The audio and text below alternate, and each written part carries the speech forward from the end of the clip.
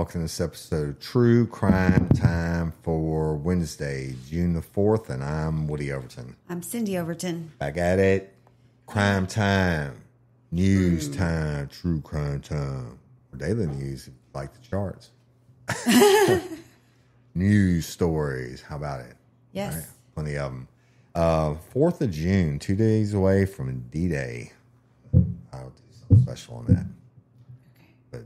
But that's a very special day for me. And hot. It's getting there. In the new studio again. Mm-hmm. Y'all go check out when the videos will be posted of everything that we're doing, so you can see the beautiful Cindy and Woody Overton. The beautiful Woody Overton. And the El Guapo. You are El Guapo. Yes. Guapo. All the right. most guapo. All El right. mejor. But y'all please continue to subscribe and like and follow and all that good stuff. And thank you to our national sponsors. We have more sponsors now than we've ever had. Unfortunately, for regular listeners, that means you have a lot more commercials, but it's good for business for us, and it allows us to continue to bring you in exciting things. Like this week, Queens of Digital Marketing, or the Queens, the Human Trafficking series begins. And it's really powerful, y'all. You got to listen to this lady, Miss Tina's testimony. And it's just getting started. Absolutely. She's a force of nature for sure. Human trafficking is bad. Human sex trafficking is worse. I mean, you ship somebody and put them in a chop shop or whatever, make them work. That's one thing. You ship somebody to have them screwed all day long and all night long for your profit. Kids or adults or whatever is bad. So we're going to bring that to you, and we're going to take up this cause of the Queens of Digital Marketing because, they're a nonprofit and they're helping people. They're saving lives. Yeah. Survivor strivers. So, all right. With that being said, it is time to get down to the news, right? Yeah. Do you want to go first, or you want me to just interrupt ahead of time and tell you about all the nasty that's going on in the world? You interrupt. Are you sure? Yeah. I mean, you will anyway. Well, you know what? Some of this, a lot of stories we tell are naturally crime stories, but some of it is like breaking news and where everyone's following. And I know everyone knew about the New Orleans parish prison escape, and all the people escaped, and then there's still 2 on the run, and people are taking bets on who's going to get caught first and all that. Well, did you place your bet in Caesars for that? No, I did not. And the last month, 10 men escaped the New Orleans parish prison by ripping out a toilet and climbing through a hole in the wall. And we covered it here on True Crime Time 4. I said there's going to be a lot of unemployed correctional officers. Mm-hmm. But one of the 2 remaining escapees from the high-profile New Orleans prison escape. Yeah. Yeah, well, look at this idiot. Okay. And he's not the sharpest tool in the shed, but he thinks that he is. And he's being investigated by authorities for, can you guess it? No, he's out and he's being investigated. Why? He murdered somebody? Robbed somebody? Stole a car? Nope. And I give up. He has been posting on social media. He's probably the one that said, "Catch me if you can," or "This is too easy." This is almost that bad, and that's why I want to tell the story, because everybody else taking bets on it and shit. I know it's not like Caesars. Caesars, y'all need to sponsor us. But so he's posted a pair of 10-minute videos on social media. And guess what he said in the videos?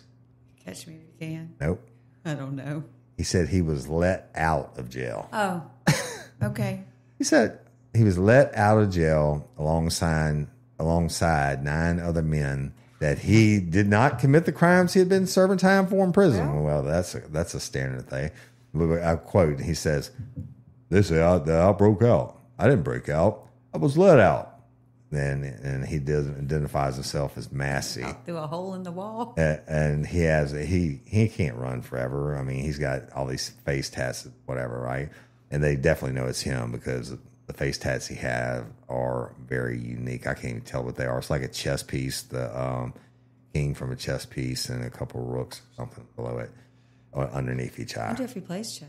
I would assume he did if he got chess pieces all over his face. I don't know. I mean, you don't have a lot else to do in prison.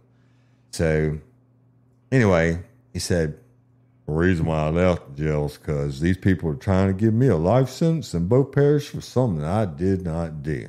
And it's so stupid. And of course, the Times-Picayune, which is New Orleans paper, everybody knows that. That's from Louisiana. They came out and said after he posted videos, he deleted them, right? So the local New Orleans authorities say they're investigating the videos, which appear to show Antoine Massey speaking directly to the camera while sitting on a kitchen stool. They said, if the individual depicted in the video is indeed Antoine Massey, we strongly urge him to come forward and turn himself in to the proper authorities. That's what the Orleans Parish Sheriff Susan Hudson says in a statement. Her ass, she's going to get fired too. Now, I guess unelected, I guess you say. And she continues, cooperating with law enforcement is in his best interest and may help avoid additional charges. It is important that justice is served appropriately and that due process is followed. Yeah, right? So Hudson, the sheriff, guess what? She has now suspended her reelection campaign last month to focus on restoring public trust. It's a good idea. 10 prisoners escaped. Again, y'all, it's like a one-man cell. So all these other cell doors had to be opened, and they all lined up. They were like, go on, homie, let's run, right? But, it was like 12 hours before they were... Yep. No, I'm sorry, I didn't mean to cut you off. No, I'm just saying, like, it was... everybody knows it was a shit show. The FBI came out, and the governor of the state of Louisiana, and everybody's like, this bitch should be fired, and, we're blah, blah, blah, whatever. And escape is bad. And it's not like during Katrina where people were shuttled everywhere and people were let out or people took other people's names, right? They had, there was a lot, but... This isn't like during a major storm or anything. This is just everyday like probably New Orleans. One of the largest escapes in the history of the United States. So, and she says in her leadership, she says local, state, and federal authorities are working to locate Massey and Derek Groves, who are the two remaining men who escaped Orleans Parish Prison in the early hours of May 16th. Y'all, Orleans Parish Prison used to be, I'm talking about 20 years ago when I got in law enforcement, it was ranked the worst central lockup in the United States of America. Worse than New York City, Los Angeles, Chicago. I'm talking about, and I've been there. And they notified me that through NCIC they had a murder suspect, and I went down to pick him up. Me and Brian Paul did. They lost the motherfucker. And I mean, it's bad. That's horrible. But so Massey, this gentleman who's he's innocent, right? And they let him out. Anyway, he's 32 years old. Means he's never going to get out of the lifestyle. He faces kidnapping and rape charges. That's scary. So Groves, 27, has been convicted of murder. So they already tried him. They're waiting to find him a bed at the DOC. But at least 15 people have been charged with helping the 10 men either during or after their escape from prison, including a dude named Sterling Williams, who's a jail maintenance worker who officials accused last month of shutting off the water to a jail cell where the men removed the toilet and climbed through the hole in the wall, right? Mm-hmm. I mean, this dude, I got to show this for the camera. I don't know if y'all can see the tats. This is the craziest tats I've ever seen. I've seen some stupid ones. I'll try to blow it up and stick it on the frame when I do the video. Well, People Magazine previously reported that the escapees all escaped through the hole in the wall before climbing a chain link fence and crossing a neighboring highway before scattering across the city. Well, they just scattered across the city. They scattered across the United States. Yeah. But according to the photos released by local officials, escapees appear to also leave a message for prison officials scribbled in the wall above the toilet. And it said, "Too easy, LOL." Yeah, I think there there was a few other things scribbled too. So Williams, who has denied being involved in helping the men escape, that dude shut off the water, says he shut off the water to the cell because his life was threatened. In the video shared to Instagram, the man claiming to be Massey denied threatening Williams while also accusing prison officials of being crooked and racist. Obviously, got to say what you got to say. Keyboard warrior. The man also asked President Donald Trump, Kim Kardashian, and a number of musical artists to step in and help him. Yeah. Right? Come on, get on board. Yeah. And in an interview with the outlet, Massey's pastor, a dude named Robert Brown, said to Massey, turn yourself in if he cares about you. If you care about your family, turn yourself in. If you care about them, won't you turn yourself in? And as of Tuesday morning, authorities' scrambling manhunt for Massey and Groves has gone into its 18th day. Oh, yeah, Who's it going to be? Massey or Groves? I can almost guarantee everybody's taking Massey. I'm taking Groves. I'm taking it too. Now, evidently, Massey's got a lot more help. Wherever he's in somebody's home, he's sitting on their kitchen, he's doing Instagrams and shit like that. And I don't even know anything about Groves. I don't know what he looks like or whatever. But if he's got shit on his face like Massey does, then I would rescind my bet. But I'm assuming Groves is, people think, oh, well, they're in Mexico or they're whatever. And motherfucker, they're in jail. They're in prison for murder. They ain't got a bunch of fucking money. He's hiding in somebody's closet somewhere. Yeah. And, praying things would go away. Didn't they find 2 people in Houston? Yep, they found some in Houston. They found them all over. Yeah. So Houston would be about 5.5 hours from yours. Halfway to Mexico. It's true. It's true. It's the halfway point. Yep. Now, well, what you gonna do when you get to Mexico if you got no money? Be poor in Mexico. Rob on the street. Yeah. They go rob to Mexico. And rape and pillage. They go into Mexico. They get some robbing, raping, and pillage they don't want. Yeah. Because that should have come back on them. True but that. whatever. There's a story for you. There is a story. What you got? Fixed. I got another story. What kind of story you got? I guess we're going to stick on theme. Going to Todd Chrisley. Okay. So we're sticking on a prison theme? Yeah. Okay. Letting them out of jail theme. Yeah. Tell me about it. Like Massey was let out of jail. Todd was actually pardoned out of jail with his wife Julie. But so this story is, they're from Nashville. So this story is coming out of Nashville. But as we all know, Todd and Julie Chrisley, we reported on it. It's been in the news, but they have been released. They were pardoned from Trump. But the big deal is that like Todd was just barely out of the gates of his prison, and he's already launched the new docuseries. Yeah, he had it signed. Oh yeah, he had that deal going. Yeah. So the couple, Todd and Julie, are known for their show, Chrisley Knows Best. And they began filming the night they returned home, aiming to chronicle their journey from incarceration to redemption.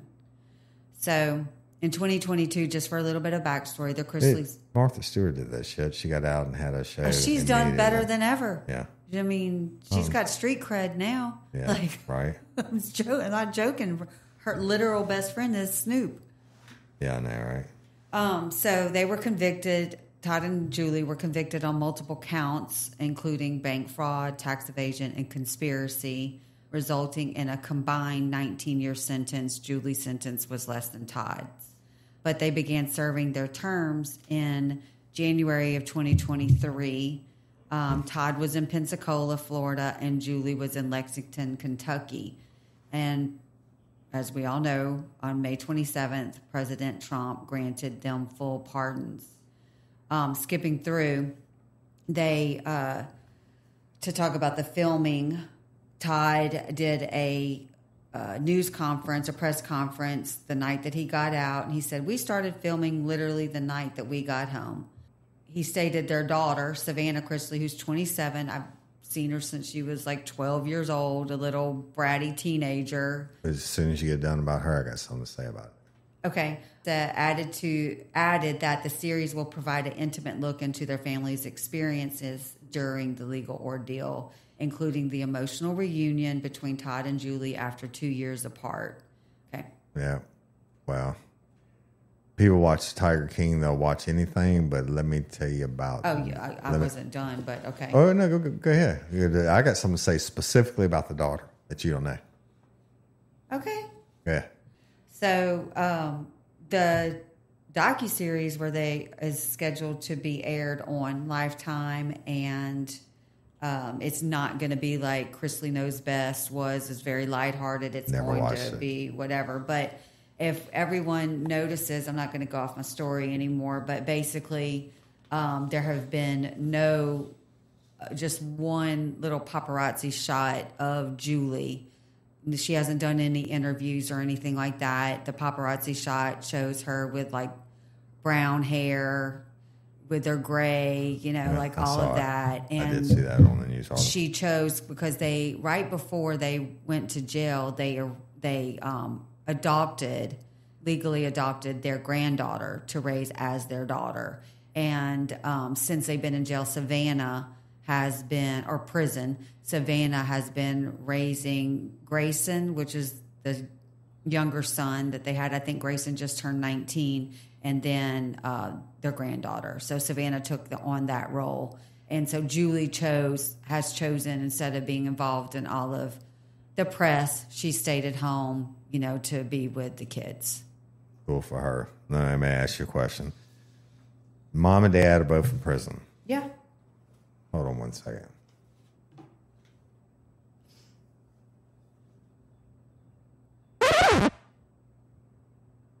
Let me ask you a question. Okay. Mom and Dad are both in prison. Getting out on the same day. Yep. Same time. Yep.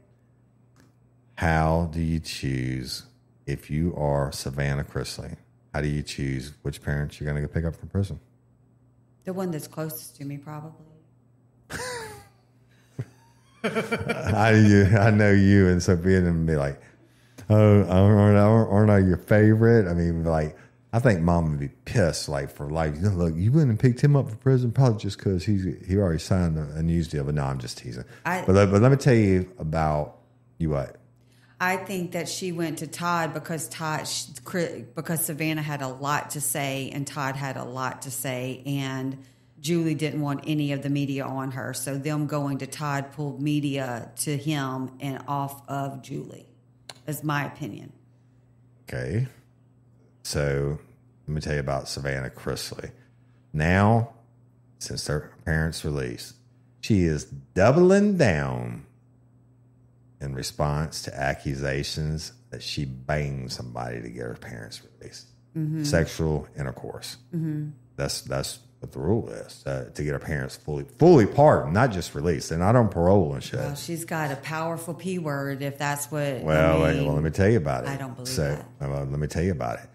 So she has a podcast, which is now ranked number 1 in the world. On her Tuesday episode, Unlocked with Savannah Chrisley, however you say her name, she tries to squash all the rumors. All right. Of course.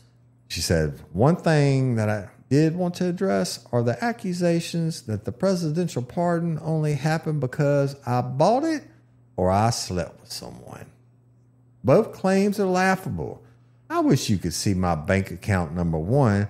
And number 2, I'm not sleeping with someone for a pardon. I'm just not doing it. I have more self-respect than to do those things.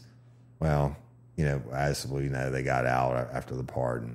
Now, Savannah, who first addressed the claims that either she paid for or slept her way to the pardon, she addressed that last Friday at a press conference. Not this. Anyway, Savannah first was asked about it at a press conference last Friday, and she denied it, right? That she paid for or had sex for her parents' pardon. She said the reasons why my parents got presidential pardons is because, number 1, they had a daughter that refused to give up on them, and that was going to fight day in and day out for them to come home. That's exactly what I did. I fought like hell. Now, Savannah had been fighting for their release since they went to prison in 2023, and she reached out to Trump for a pardon earlier this year after their conviction was upheld by a 3-judge panel last summer. She adds, I challenged the broken system. I challenged the weaponization of the Department of Justice. Through all my relentless effort, they were granted pardons. I was able to get in front of the right people. They did research on our case. They saw the injustices. I'm glad the administration looked into the facts of the case. So then she goes on to say what she's looking forward to now, that her family is trying to get back to normal life. Well, it's not. I guess it's normal for them being on TV.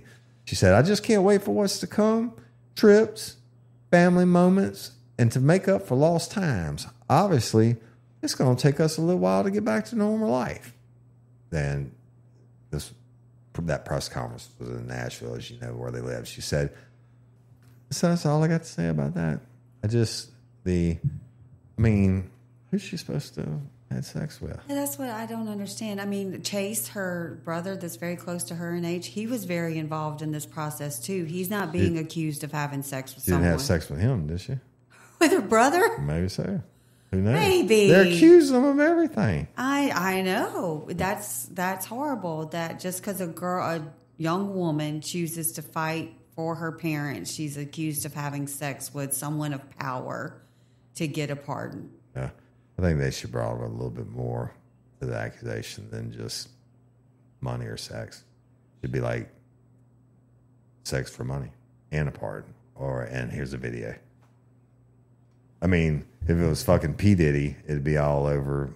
The whole world would have known about it. But what this pardon is over superseding is that there were so many other pardons that took effect that day that really are crazy pardons. Yeah. You know? It is what it is. That's who it is. It's not the first president, nor will it be the last to pardon a bunch of people. No. And that's our founding fathers gave them the right. Yeah. So I'm sure they know more than we know. Right. Or they had the wool pulled over their eyes more than we know by whoever she was banging. All right, it's my turn. Yeah. I know I jumped you. But you know what? We don't have to take turns on this show. This is not two other guys and me in the room where they're crying because they don't get the right amount of stories. Who's going first? You were. I wasn't in part at the beginning. Let me just pick a humdinger. Oh no! You know what? I want to go talk about. This is important. That we told you about the guy who was burning up the Jewish people and that were walking for free people Hamas had captured and all that shit. Well, they got a lot more of the story, and normally I wouldn't read and do and overdo, but this is like breaking news. So, the family of the Boulder, Colorado firebombing suspect is in federal custody. They arrested his whole fucking family. Wow. Yeah, and according to senior sources within the Department of Homeland Security and Immigration and Customs Enforcement, the wife and 5 children of 45-year-old Mohammed Sabri Solomon were taken into custody. He said, Mohammed's despicable actions will be prosecuted to the fullest extent of the law, but we're also investigating to what extent his family knew about this horrific attack. That's according to DHS Secretary Kristi Noem. So probably her voice isn't that deep. But she said that in an X video post. She said, if they had any knowledge of it or if they provided any support to it. So the family is being processed for expedited removal. And, of course, we told you Solomon is an Egyptian national, whoever stayed his visa, et cetera. And thankfully, as of this time, none of the victims have died yet. But he's facing, of course, we told y'all a shit ton of charges. He's got a $10 million bond. But the Judicial District Attorney, Michael Dougherty, outlines some of the potential penalties that Solomon's looking at, right? If he's convicted on all 16 charges. He's got 16 counts of attempted first-degree murder, 8 for attempted murder with intent and deliberation, and 8 for attempted murder with extreme indifference. If convicted, the sentences are ordered to run consecutively. He will face a maximum of 384 years in state prison for those charges alone. In addition, Solomon is charged with 2 counts of use of an incendiary device, which could add up to 48 years if he's convicted. But he also has 16 counts of attempted use of an incendiary device, carrying a potential additional 192 years. In total, the maximum possible sentence could reach 624 years. So he's charged in state and federal court for the hate crimes. They actually, I wanted to know what the name of this was. The federal charges are hate crime involving actual or perceived race, religion, or national group. So I think that's important, y'all. Hate sucks. I don't care. I don't care if it's Jewish on whatever they are, vice versa, or white on black, black on white, yellow on purple. But fucking hate them. If you don't like someone, you don't have to be around them. No, that's if you're in America. Exactly. Leave them alone. Just leave them alone. Just go. Keep going. Go away. Go be by the people that you like. Right. That's it. That's it. And hate sucks. Don't be a hater. If you're a hater, you're a fucking loser. You could put your hate energy into something positive. Yeah. Right? All right. Now, I give the floor to you. Pass the torch. So, what do they call it in Congress and shit? The lady from Louisiana now has the floor. So I am taking us to New York City. New York City. Yes, and I have an update. All right, on the so crypto. this is kind of an update show. We updated on the Chrisleys, we updated on the hater, and now we're updating on. And this is, we're updating on the cryptocurrency. That's the guy that got the guy to come in from Italy. Yes. And they hung out. For the first time they came in from Italy, dude got pissed off and he left, but he enticed him back. He was living in a $30,000 to $40,000 a month apartment, enticed him back and held him captive, and then he escaped, right? Yes. And so this is going to explain the 17-day ordeal of how long, like what he went through in the 17 days. 17 days sounds like a hobby for that guy. Right. I mean, if you're going to torture somebody for 17 days, motherfucker, go play some soccer. Well, go work out. And he's in a Soho townhouse. Obviously, lavish is what they call it. A lavish $30,000 to $40,000 a month. Motherfucker better be lavish. The toilet better lick your butthole. So the victim, Michael Valentino Teofrasto Carteran, is a 28-year-old Italian national, identified. Well, I wonder if his mama makes spaghetti. He's reportedly worth $30 million. They have spaghetti in Italy. I mean, yes, pasta. They do have. I wouldn't think that when we go to Italy, I want to eat like pastas, but not with red sauces. You're not a big red sauce person. I want the what would it be? Like an Alfredo or bolognese. Yeah. I don't want some hot Italian sausage.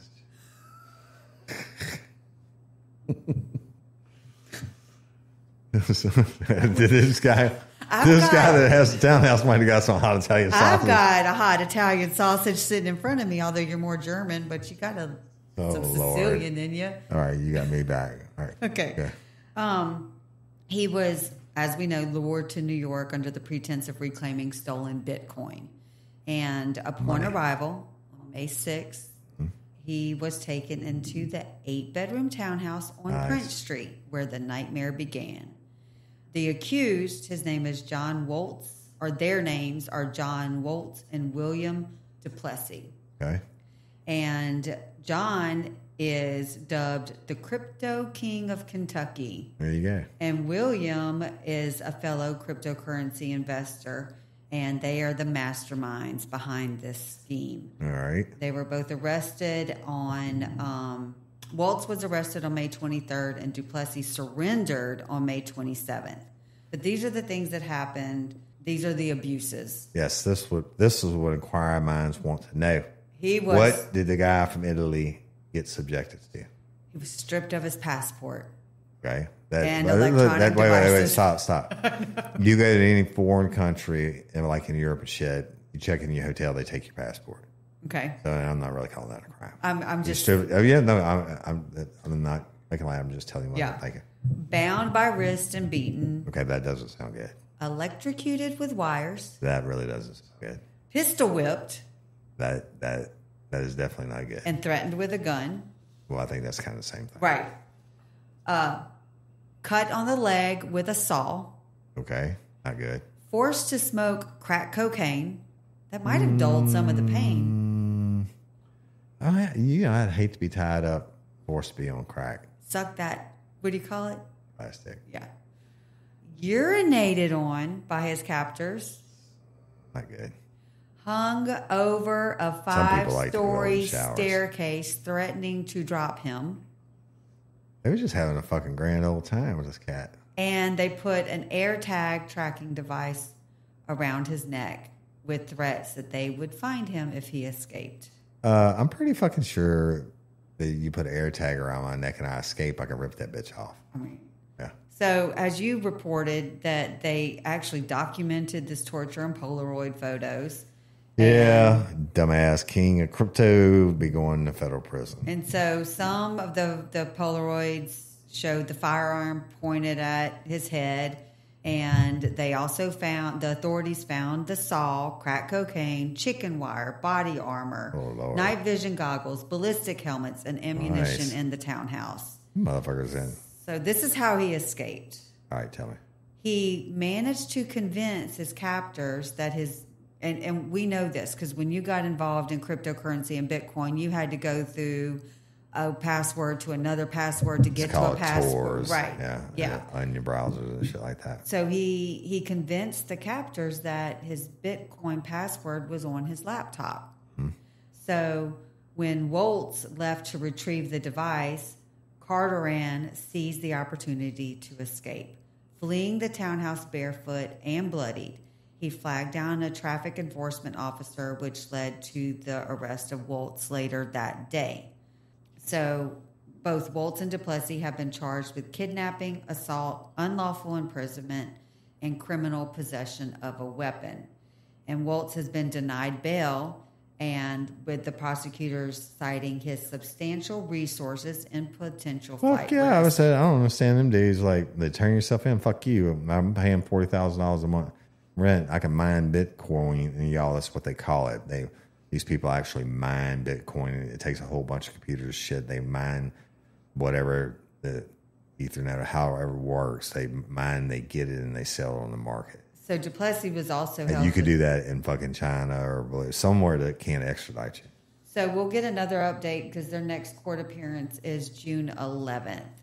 The case has also implicated 2 NYPD detectives Really? who allegedly provided unauthorized private security for the suspects. And one of the detectives, Pretty sure they didn't know about it, but maybe they did. part of Mayor Eric Adams's security detail, reportedly picked up Carteran from the airport and drove him to the townhouse. Both officers have been placed on modified duty pending an internal investigation. That doesn't mean they're guilty of dick, but they may be. It could have just been a hired, Fuck yeah. secured, Hey, if I could afford a $40,000 a month apartment, and then I can afford to pay some cop $100 an hour to chauffeur me around. Exactly. I ain't got to worry about getting parking tickets or an Uber, and I could walk somewhere and be safe, right? Yeah. So that is some crazy And shit. See, that to me is actually interesting. Right. I want to know the juice. Yeah. And I want to know what they, and feel bad almost talking about different sauces and shit. I actually want to try some Italian wine. I'm not a wine drinker. Yeah. But they be drinking a lot of wine in Italy. Yeah. Like in the olives. That might be.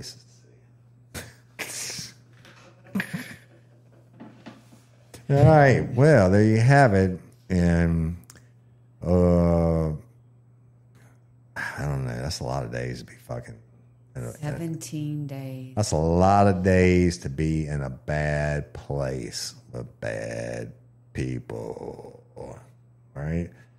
So it's time for Worldwide Crime. Yeah, I'm going to end this episode with a little joy and love from across the world. So let me ask you a question. Do you remember Games of Thrones? I love Games. And they had the one guy that was kind of like the king's hand or whatever, but he didn't have any dicks or balls. I think they cut him off. It's spelled E-U-N-C-H. How do you pronounce it? Eunuch? E-U-N-U-C-H, right? So that's what it means. I remember that from Games of Thrones. I read the books, whatever. He just didn't have any organs down there. Yeah. Like they cut him off. Yeah. So I guess you do that so you're not sexually tempted. Whatever. I don't know. But a dude named, and I'll tell you where we're going in a second because we're going to several places. Marius Gustavsson, right? And he is across the pond. And he had a business. But most people, including Britain's Crown Court, said his business was bad. Bad business, right? And they said it was gruesome and grisly. Right? So, well, let me tell you what he did. This dude he's from Norway. Okay. Norwegian means Norway, right? Mm-hmm. He's from Norway. A lot of good fishermen there. A lot of good women from there. I've got some Norwegian. Not for me. Must have been before Woody. All right, so he's 46 years old, this cat is, and he's from Norway. But now he is residing the rest of his life in prison in England since 2024 because he was arrested for running a controversial body manipulation service. So was he helping transgender people? Hold on. Now I'm thinking about all these women getting butt implants, and it could be classified as the same thing, even boob implants and whatever, right? The guys are getting ab implants. How fucking vain are you? Guys are getting butt implants. How vain are you if you guy? I understand that women, they've been doing that forever. At least you're a dude and you want to have ab implants. Yeah, they get pec implants. They get all or whatever. Yeah, they get it all. Okay. That's called couldn't get laid in a whorehouse with a gold brick tied around their neck. But anyway, Guston was or is the 46-year-old serving life in prison for running that body manipulation service, which often included he live streamed himself while abusing the bodies of other human beings who paid him to do it. Now, according to the BBC, Gustafsson's website advertised his unlicensed services to provide, this makes me cringe, castration? Fuck that. The freezing of limbs? Why are you going to freeze your limbs? I fucking don't know. And other amateur procedures such as removing nipples and human tissue. Okay. No. People paid him to do this. No, thank you. All right. No, thank you. So the self-described, I don't know, is it eunuch or eunuch maker? I think it was. It doesn't matter. Yeah, y'all know what I'm talking about. He even branded some paying victims with his nickname initials EM. Just motherfucker, I've been branded, and that is like the worst pain in the world. They heated that bent up leather thing until it was red hot and stuck it, and it pulled off the flesh off me. Fuck, I threw up. I almost passed out. He's branding these motherfuckers, but I guess they in the pain because they're paying him to do this. Anyway, so a British court heard the case in May of 2024 and sentenced him to life in prison with a minimum of 22 years that he has to serve. But during the sentencing hearing, prosecutor Caroline Carberry, KC, said there was a clear evidence of cannibalism. And she described how Gustafsson had prepared human testicles as part of a salad and stored various body parts in a refrigerator at home as trophies. Cindy's throwing up in her mouth. Y'all can see it if you go watch it on YouTube. 6 others were sentenced for aiding this idiot and his haphazard body mutilation practice, which took place in hotel rooms and in front of others who paid to watch online. So he's like, bitches, I'm going live, balls on the salad tonight, right? So, but the Crown Prosecution Service did not like this. And they said, but listen to this.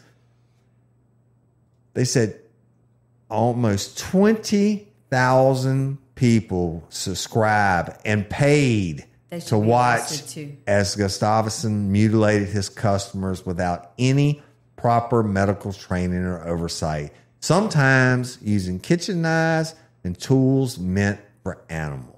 20,000 people. They should be arrested too. Some of his victims were as young as 16 years old. Gustafsson was involved in at least 22 procedures that they know of, including the removal of victims' testicles, amputation of penises, clamping of have a penis and it hurts. I got a lot more coming. Clamping of testicles with Burdizio clips, which are ordinarily used by vets for castration. I guess they electrically cut off your nuts, and the insertion of needles into the genitalia. Yes, they said he was assisted by another defendant to place his own leg in dry ice, which later required it to be amputated. Why would he do that? I'm going to tell you exactly why. Then he went and filed disability benefits. That is... At least you're dead with both legs. Oh. That is the you're best. You're going to lose a leg to That get... is the best fucking... You're so fucking lazy. You're gonna pay this dude to give you dry ice, hypothermia to the point, what do they call it? Gangrene. Yeah. Where they have to cut your shit off. Yeah. Well, you know what? This dude, Gustafsson, I told you he was from Norway. You know what his job was before he had all this set up? Pizza maker. I don't know. He was a postal service worker. Oh my God. But he said, anyway, they said the former postal service workers pay-per-view mutilation website was, quotations, lucrative for the prosecutors. Say it again, they need to be arrested for supporting He earned nearly 300,000 pounds between 2017 and 2021 when he was forced to close shop and later detained. So he eventually pleaded guilty to 5 counts of causing grievous bodily harm with intent, making an indecent image of a child, 4 counts of distributing indecent images of a child, possessing extreme pornographic images, and possessing criminal property. In April of 2025, he tried to appeal his conviction. But you can't appeal. I mean, they could have charged you with everything else. You took your fucking plea and now do your time, right? But anyway, it was denied. The appeal was denied. In the appeal, his attorney says that this sentencing was unfair, given the fact that those who underwent the modifications consented to what was done. Yeah. The kid didn't consent to shit. But one victim testified during his trial, Gustafsson's trial in 2024, that he was mesmerized. I got that right. And he was mesmerized by the unit maker and his streams. But he admitted he had regrets after going through with a procedure in which he had his testicles clamped. Why? While he was strapped to a bed and subjected to electrical shocks before being branded with Gustafsson's signature EM marking. He said, I realized I have trusted the wrong person. And Gustafsson is, in fact, a lunatic. You fucking think? And you're a fucking lunatic for having your balls strapped to electric shit. So Gustafsson's attorneys argue that sentencing that in addition to carrying out a paid service, the unit maker was in some ways making people more comfortable in their bodies, having dealt with his own body dysmorphia, which ultimately led him to start the pay-per-view website. They said, wish I could do a British accent. He does say he wished to put a smile on other people's faces. He wanted to help. He was stuck in a body he wanted to make changes to and understood there were more people out there who wished to do the same. But the British authorities didn't see it that way. And the CPS London Special Prosecutor Kate Mulholland says Gustafsson carried out the mutilations for sexual gratification and financial gain while ignoring the risk of performing unnecessary surgery on vulnerable men. She says, he actively recruited participants through his website and was paid to stream the footage of these barbaric procedures. And performing extreme body modifications is against the law, and the CPS won't hesitate to prosecute these horrendous crimes. Isn't that a fucking great story? It's great. It's got everything except for murder. It's got money, balls, penises, nipples. Fucking people pay 20,000 motherfuckers subscribe and pay per view motherfuckers. Ding, ding, ding, ding. Welcome, ladies and gentlemen from around the world. Tonight's main event, the Yunch, or however the fuck you say it, is going to put balls in a salad and, cut a penis off. Well, there you have it. Can't get any more real news than that. No. So, sick to my stomach. Can I have ball salad tonight? No. Stay tuned. Not. Lay on this table. You're the only one looking at the camera. I forgot the camera was even in here. Lay on the. Stay tuned. Okay. Well, there you have it. And stay tuned. We'll hit you tomorrow with some new shit. Right. Mm-hmm. And for inquiring minds want to know, so you can put the tag in. P. Daddy's still on trial. Somebody had an outburst or something? I don't know. Don't know. Don't care. Read it to him on Monday. I don't want to talk about it. The headlines come on Monday, but he's in trial. And he's in trial. Well, the headline, P. Diddy's headlines. I know. The 400,000 stories. P. Diddy's dog walker once tripped on the crack in the sidewalk. Whatever the fuck. Whatever.